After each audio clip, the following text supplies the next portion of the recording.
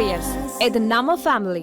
ஒரு பாடலில் இசை பெரிதா மொழி பெரிதா என்பது ஒரு பெரிய சிக்கலாக பேசப்பட்டு கொண்டிருக்கிறது. இதில் என்ன சந்தேகம் உங்களுக்கு? இசை எவ்வளவு பெரிதோ மொழி அவ்வளவு பெரிது, மொழி எவ்வளவு பெரிதோ இசை அவ்வளவு பெரிது. ரெண்டும் கூடினால்தான் அதற்கு பாட்டு என்று பெயர்.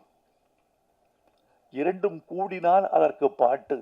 ஆனால் சில நேரங்களில் இசையை விட மொழி உயர்ந்ததாகவும் சில நேரங்களில் மொழியை விட இசை உயர்ந்ததாகவும் திகழுகிற சந்தர்ப்பங்கள் உண்டு. இதை புரிந்து கொள்பவன் ஞானி, புரிந்து கொள்ளாதவன் அஞ்ஞானி.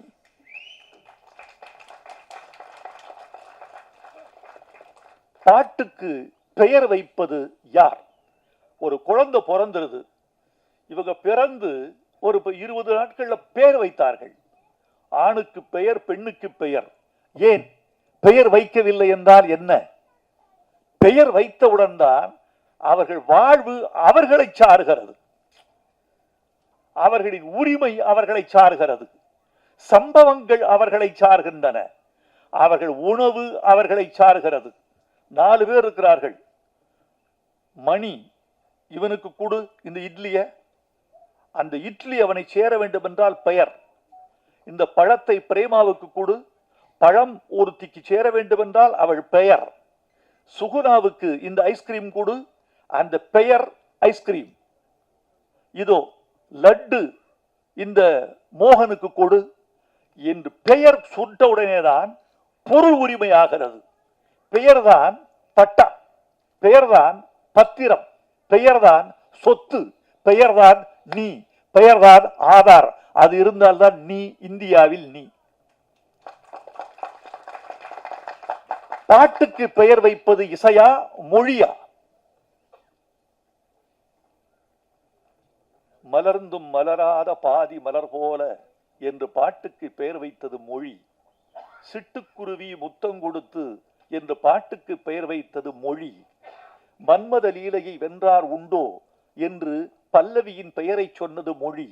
அதற்கு அழகு செய்தது இசை, அதற்கு அபிநயம் செய்தது இசை, அதற்கு சுகம் கொடுத்தது இசை, மறுக்க முடியாது.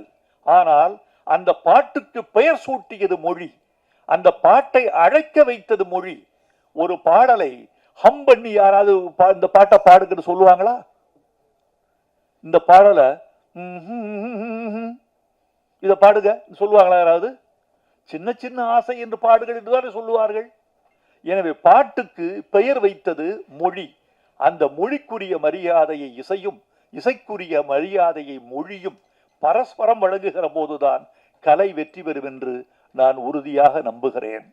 வைரமுத்து அவர்கள் எங்களால் வளர்ந்தவர், எங்களால் தூக்கிவிடப்பட்டவர், எங்களால் லிஃப்டில் ஏறி மேலே வந்து பாட்டு எழுந்தவர், பொன்மாலை பொழுதுன்னு எழுதினவர். அவர் வந்த இடத்தவே காலில் மிதித்து உட்காந்து சேரவே தூக்கி போட்டு மிதிக்கிற மாதிரி ஒரு பேட்டி கொடுத்துருந்தார். மனுஷனுக்கு எப்போதுமே ஒரு நன்றி வேணும். நன்றி என்ன தான் சண்டை வந்தாலும் என்ன தான் வந்தாலும் ஒரு நன்றி. நம்ம வாழ வச்சது இவங்க நம்மளை ஏற்றலைன்னா நமக்கு கிடச்சிருக்காது, இந்த பேர் கிடச்சிருக்காது. பாரதிராஜா இல்லைன்னா நமக்கு கிடச்சிருக்காது. பாரதிராஜா போய் சொல்லலைன்னா இளையராஜா ஏற்றிருக்க மாட்டார். அப்படிங்கிற மாதிரிலாம் நினச்சி பார்த்துருந்தா இந்த மாதிரி பேட்டி அவர் கொடுத்துருக்க மாட்டார். ஏன்னா வாழ்வு இன்றைக்கி அவர் வாழக்கூடிய காரணம் எல்லாமே எடுத்து பார்த்தோம்னா, அவர் கிடைச்ச பேர் எல்லாமே நம்ம நினச்சி பார்த்தோம்னா, இளையராஜா அவர்கள் அந்த பாட்டை பார்த்துட்டு ஐயோ இது ஒன்றும் நல்லா இல்லையா, நம்ம நாளைக்கு வச்சுக்கலாம் கம்போசிங் அப்படின்னு சொல்லிட்டுனா அவருடைய எதிர்காலமே ஜீரோவாக இருக்கும். ஒன்றும் வந்திருக்காரு. ஆனால் அவர் நல்லா எழுதினாருங்கிறத மனப்பூர்வமாக ஒத்துக்கொண்டு இளையராஜா அவர்கள் பொன்மாலை பொழுது பாடலை வாங்கி நல்லா இருக்கியா, நல்ல கஷ்டமாக. நான் கூட அந்த பாட்டு எழுதும்போது இருந்தேன் பக்கத்தில். நான் என்ன எழுத போகிறாரு, நானும் சில வார்த்தைகள்லாம் திங்க் பண்ணுவேன். அப்போ இவர் பொன்மாலை பொழுது எழுதணுன்னு எனக்கு நானும் சேர்ந்து தான் கைதட்டிட்டு உட்காந்து ரசிச்சுட்ருக்கோம். உட்காந்து பார்த்துட்ருக்கோம். அவ்வளோ திறமை உள்ளவர் தான், நிச்சயமாக திறமை உள்ளவர் தான். அது என்னவோ தெரியல, அதிகமான பாப்புலாரிட்டி அவருடைய சாங்ஸுக்கு வந்தோடனே கர்வம் தலைக்கேறி போச்சு.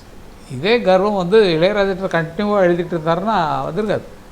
ஏன்னா அவங்க 2 ஃப்ரெண்ட்ஸாக பேசிகிட்டு இருப்பாங்க. அதெல்லாம் பார்த்து நாங்கள்லாம் ரசிச்சுட்டு இருப்போம். பாரு 2 இதை பேசிட்டு போகுது பாரு அப்படிங்கிற மாதிரி. அப்படி இருந்த நட்பை அவர் வந்து இப்படி கொச்சைப்படுத்துவார் அப்படிங்கிறது எனக்கு வந்து தெரியல. இசைக்கு பாட்டா, பாட்டுக்கு இசையா அப்படின்லாம் சொல்லியிருக்காரு. இந்த இசை அப்படிங்கிறது வந்து என்னை பொறுத்த வரைக்கும் நான் நினைக்கிறது என்னென்னா, அது ஒரு பூமி மாதிரி. பூமின்னா இப்போ நம்ம இந்த லேண்டு கட்டிருக்கோமே, வீடு கட்டிருக்கோமே, இந்த மாதிரி ஒரு உலகமாக இருக்கக்கூடிய வெறும் வெற்றி நிலமாக இருக்கக்கூடிய ஒரு இடம் தான். வெற்றி ஏதோ சுதி மீட்டினா தான் வரும். அதில் கலந்து காற்று கொடுக்கறது தான் சுதி கொடுக்குவாருங்க. இது சுதி, அந்த வெறும் காற்று மட்டும். இது வந்து அதில் இப்போ நிலத்தில் இருக்கக்கூடிய இடத்த வைரமுத்துங்கிற ஆளை கூட இந்த இடத்த எடுத்துக்கப்பா, இது வந்து இது இது பொன்மாலை பொழுதுன்னு ஒரு பாட்டு எழுதணும், வா நிழல்கள் படத்தில் பாட்டு வைரமுத்துவை கூப்பிடுப்பா அப்படின்னு சொல்லிட்டு வைரமுத்துவை கூப்பிட்டு பாரதி ராஜான்னு போகிறாரு. அந்த பாட்டு எழுதி இந்த இடத்த எடுத்துக்கப்பா, இந்த இதுதான் நிலம், மியூசிக்குங்கிற நிலம். இந்த நிலத்தில் அந்த 2 கிரவுண்டில் ஒரு பாட்டு ஒன்று எழுதிக்க வந்தால் அங்கே ஒரு கட்டடம் கட்டலாம். என்ன பாட்டு, என்ன கட்டடம் கட்டலாம்? பொன்மாலை பொழுதுங்கிற கட்டடம். ஃபஸ்ட்டு அவர் கட்டின கட்டடம் பொன்மாலை பொழுது அப்படிங்கிற கட்டடம். அப்போ ஆதாரம் வந்து பூமி தான் மியூசிக், இசை. அந்த இசையின் மேல் எழுந்த கட்டடம் தான் பொன்மாலை பொழுது அப்படிங்கிறது. அந்த இசையில் வந்து பாட்டு இது ஒரு பொன்மாலை பொழுது, இதவே வந்து இது ஒரு பொன்மாலை பொழுது வானமகள் நாணுகிறாள் வேறு உடை பூணுகிறாள் பாட்டு தான் நல்லா இருக்குமா? யோசிச்சு பாருங்கள்.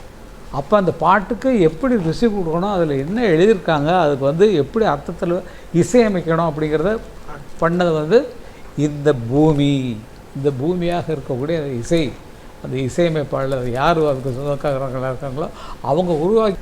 பாடல்களை பொறுத்த வரைக்கும் வைரமுத்து அவர்கள் நல்ல கவிஞர் என்பதை ஒத்துக்கொள்ளாமல் தவிர நல்ல மனுஷன் கிடையாது, நல்ல புத்தி கிடையாது.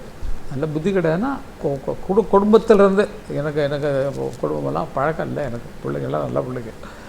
அவர் வந்து இளையராஜாவை குத்த சொல்லணும் அப்படிங்கிறதுக்காகவே பேட்டிகளை வச்சுக்கிட்டு அவர் வெற்றி குறை சொல்கிறதுக்கு வந்து என்ன, நான் தம்பியாக இருக்கேன், ஒரே ஒரு தம்பி தான் இருக்கேன், எனக்கு என்ன ஆகும்னு தெரியாது. அதனால் இதெல்லாம் கொஞ்சம் அடக்கி வைக்கிறதுக்கு ஆளில் அதை நல்லா சொல்லிகிட்டு இருக்கார். அவர் பாரதிராஜா சொல்ல மாட்டார், பாவம் அவர் வந்து உடம்பு சரியில்லாமல் படுத்திருக்காரு.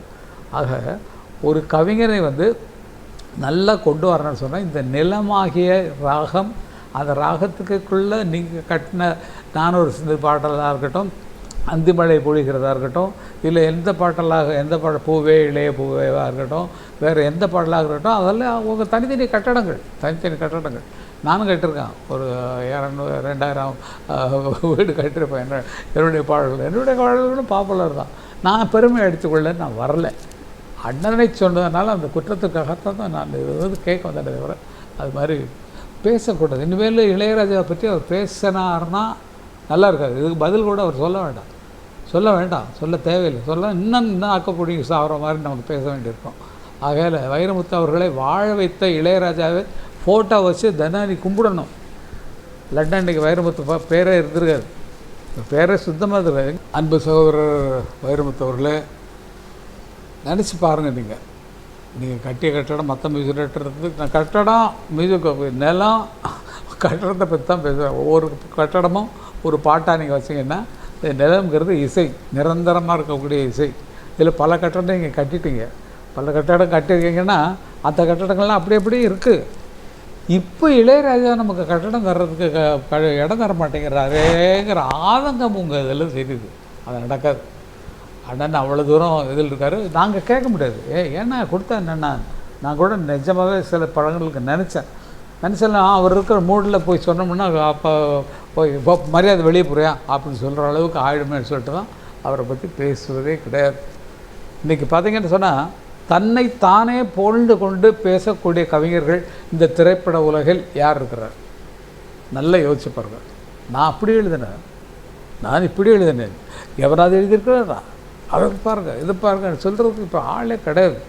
பாரதியார் சொன்னாரா, பாரதிதாசன் சொன்னாரா, இல்லை மும்மூர்த்திகள் இருந்தாங்க அவங்க சொன்னாங்களா, இல்லை வந்து கவிஞர் கண்ணதாசன் ஐயோ என்னென்ன பாடல்கள் எழுதியிருக்கிறார் அவர், நான் இந்த மாதிரிலாம் பாட்டு எழுதுறதுக்கு ஆள் இல்லையே, என்ன எழுதியிருக்கேன் என் பாட்டு சூப்பராக எழுது. அந்த அதெல்லாம் உணர்ந்து கொள்ள தெரியாத ஜனங்களாக இருந்திருக்கிறார்களே என்று அப்படின்னு சொன்னால் எப்படி இருக்குமோ, வாலி சார்லாம் அவ்வளோ எழுதியிருக்காரு. அடுத்தவங்க பாட்டை பாராட்டுறதில் அவருக்கு இது. என்னுடைய பாட்டெலாம் பார்த்து நிறைய பார்த்துருக்காரு.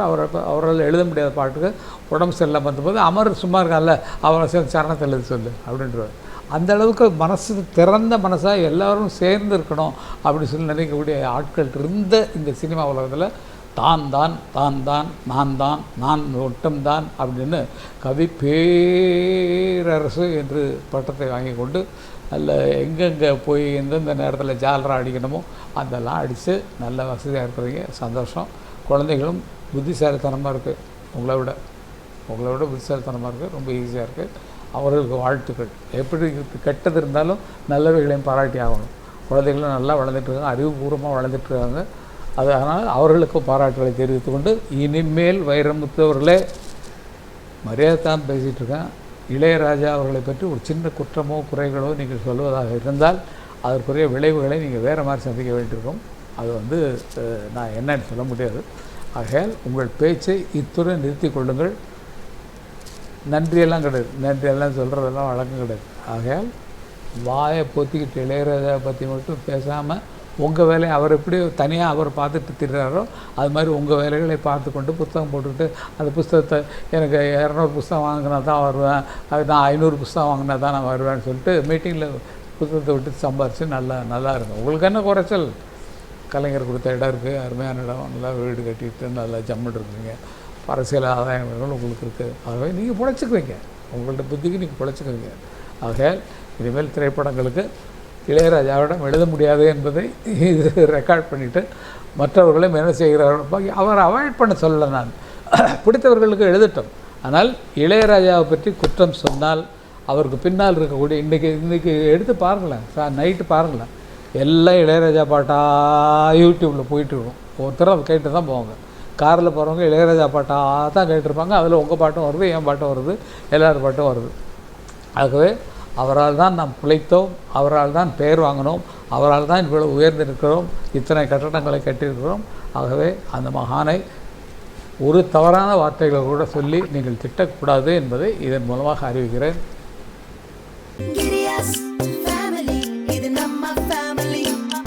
அன்புள்ள கிரியஸ், இது நம்ம ஃபேமிலி.